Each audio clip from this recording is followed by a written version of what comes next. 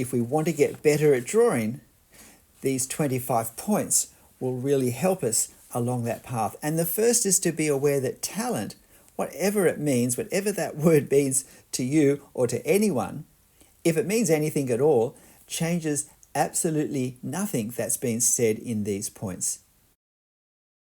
It can set up very unrealistic expectations for us.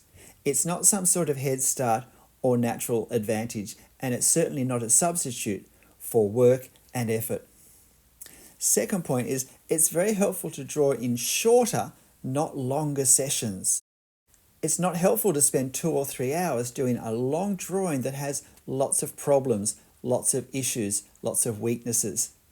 This actually over time can teach us to draw badly, particularly if we don't see the weaknesses in our drawing. We can really entrench bad habits because we spend so much time doing them. We don't learn an instrument like the piano with long, complex pieces. We learn it with short pieces that have relatively simple forms that we can master and then move on. It's a great model, learning the piano, when we think about learning to draw. Third point, short sessions every day are incredibly powerful learning tools to have. By short, I mean 15 minutes would be enough time to start and finish a drawing. Drawing every day is so helpful. It keeps our memory and our learning tight, and we can build on what we learn quickly. We have observational memory, we have muscle memory, we have hand-eye coordination memory. We pick up more closely where we left off. It gives us a great head start, and it's far better to draw for 15 minutes every day than to draw for 3 hours twice a week. We learn a lot more that way, and we can organize what we draw a lot more carefully in short sessions more frequently. The next point is it's very helpful to finish our drawings in one session, regardless of the time, whether it's 15 minutes or 30 minutes. But it should still be a relatively short time, because every drawing session has its own natural rhythm. When we start slower, we're warming all the coordination that we need to observe and to think and to draw well, warming that up, the pace, the rhythm, the tempo picks up as we go. But if we stop and start throughout the drawing, then we lose that rhythm, we lose that tempo, we lose the thinking and the strategizing that happens as we draw, as we see things. And we can't pick those up again at the start of our second drawing session for that same picture. Point 5, it's helpful if we see absolutely everything we do as drawing practice, not producing artworks. Both because, well, when we start to draw, this is what it is. It's actually drawing practice because we're learning a skill, and we're not going to be really very good at the start compared to where we're going. But as well as this, as well as being just realistic, it helps free us from unrealistic expectations and pressure. If I think I have to produce an artwork, that's a lot of stress and strain. If I keep reminding myself I'm learning a new skill and I'm practicing, then I'm free to learn with all of what that means about making mistakes and learning from mistakes. This next point 6 will worry some people, but it's don't use an eraser, even if drawing with pencil. For a couple of reasons.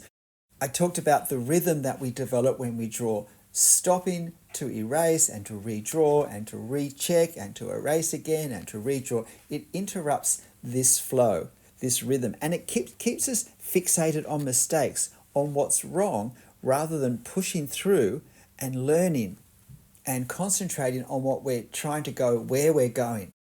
We can leave the mistake on our page quite happily because also this is a learning exercise, not an artwork.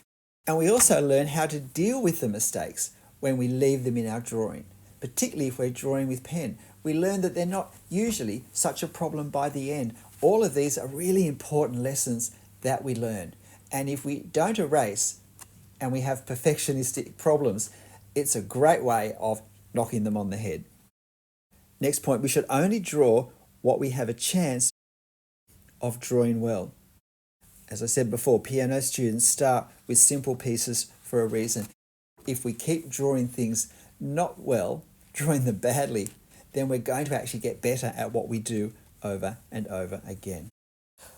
But when it comes to mistakes, we really should see them as our friends and embrace them, because they give us a focus and we learn how to deal with them when we don't rush to erase them. So use mistakes as a focus for where I need to pay a little more attention in some aspect of my drawing next time, whether it's observation, whether it's the strategizing of what marks I'm going to put, or whether it's a technical skill in putting the marks I want on the paper. We get that focus when we look at our mistakes and use them as a springboard for what we're going to change. It helps if we start with simple subjects. We shouldn't let enthusiasm about subjects that we might have or about what others are drawing well carry us away and cause us to overextend. It's not a race, it's not a competition. Drawing subjects that are too hard for us will in the end slow us down, will slow down our learning, and may just lead us into discouragement. The 10th point is we shouldn't worry about trying to develop a drawing style. Our drawing style comes from a lot of different factors, and we really can't develop it at the start. It comes as we start to fall into a comfortable rhythm and balance and standard in the way we draw. To have a focus on this is a very unhelpful distraction at the start. Number 11 is to think about drawing even when we're not drawing. Look at other drawings for inspiration. Look at subjects you'd like to draw and imagine how you draw it, things that you see in life. Before I did any art, I'd be stuck in bumper-to-bumper traffic on the motorway, looking at the trees that lined the motorway, looking at the morning or afternoon light penetrating low into the canopies of leaves, wondering how you would paint that. 20 years later, when I began to paint that, I had all this observation and thought ahead of me in my head that was incredibly helpful and helped to fast track me. Thinking about drawing and thinking about how we draw what we see in everyday life actually does have payoffs when we do go to draw. Point 12, if you're not doing a course, then you're going to need to be your own teacher. You're going to need to mark your own work and give comments to yourself, tell yourself when you need to repeat an exercise, work out your future direction from how you've been going. Whatever a teacher used to do for you, you're going to need to take that responsibility for yourself.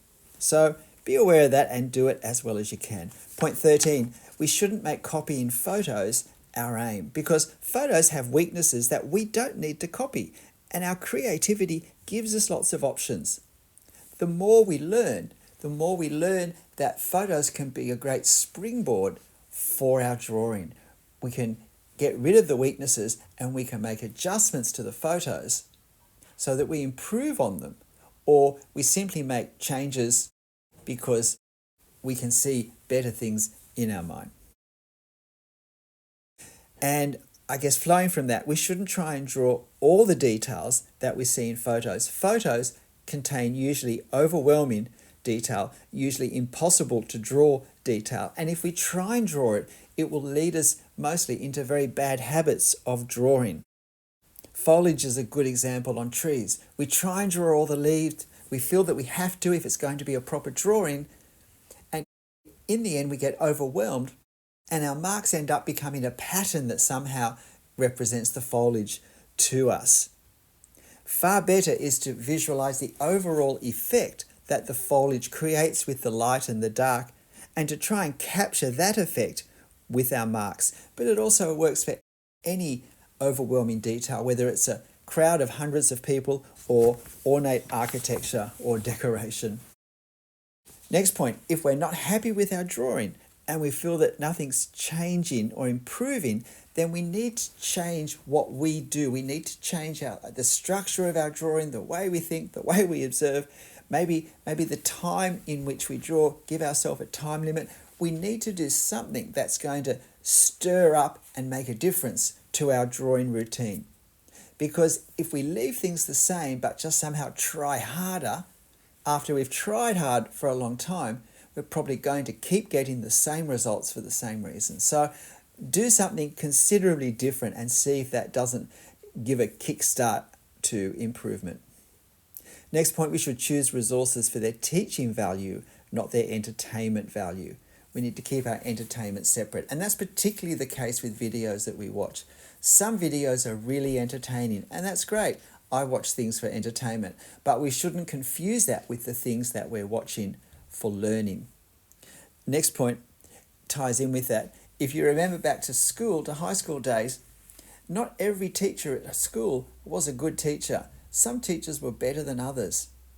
And the way it often worked was, even if it was a subject you didn't like, if you had a good teacher for that subject, often it made that subject much more enjoyable. The lessons passed more quickly, you learnt more easily than a subject that you liked, but that you had a poor teacher. It is just the same with every YouTube video we watch. There is a range of teachers, and we shouldn't accept what's being said or told us to do uncritically. We need to make an assessment, because we can change our teachers if we're on a self-taught drawing journey.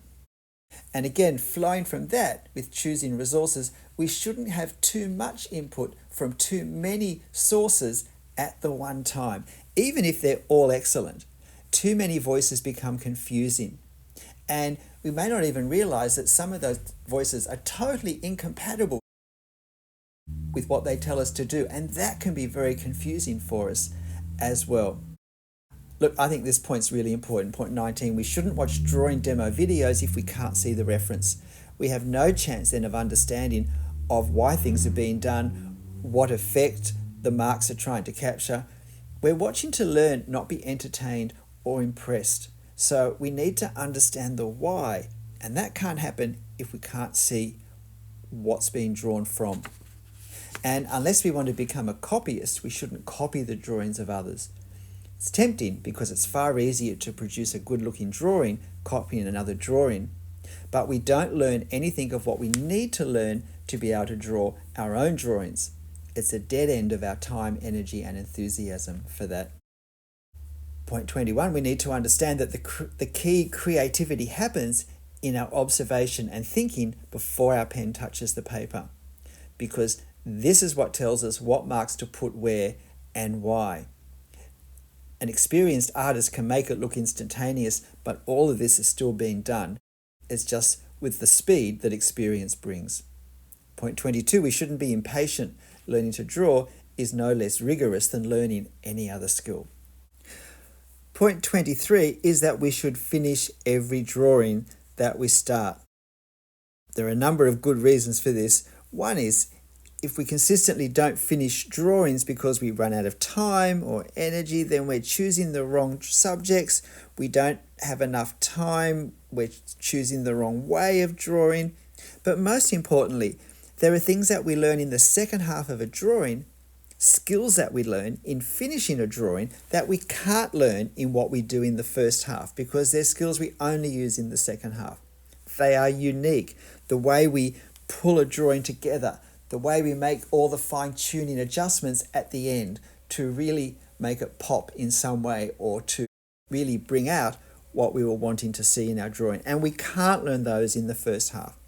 We don't want to become very good at drawing half a drawing. So make sure we finish every drawing. The 24th point is, well, we should just have fun. If most of the time my drawing isn't enjoyable, that's a sign that something is wrong. And it's helpful if we can work out what's wrong. Why am I frustrated? Is it because of the result? Is it to do with the process? What's the pressure that I'm feeling that's causing this? If we can identify where it comes from, then we can start to think about what we're going to do to resolve it, to fix it. So if we're continually frustrated, it's a really good sign we need to look at something and work out how to overcome it. A drawing journey should be fun.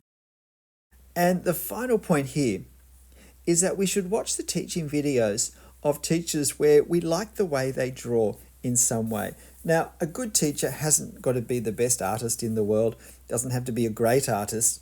You can be very good at teaching, because that's a skill, even more than the skill of what you're teaching. Think of football coaches. They haven't got to be able to play better than the team to be a good coach.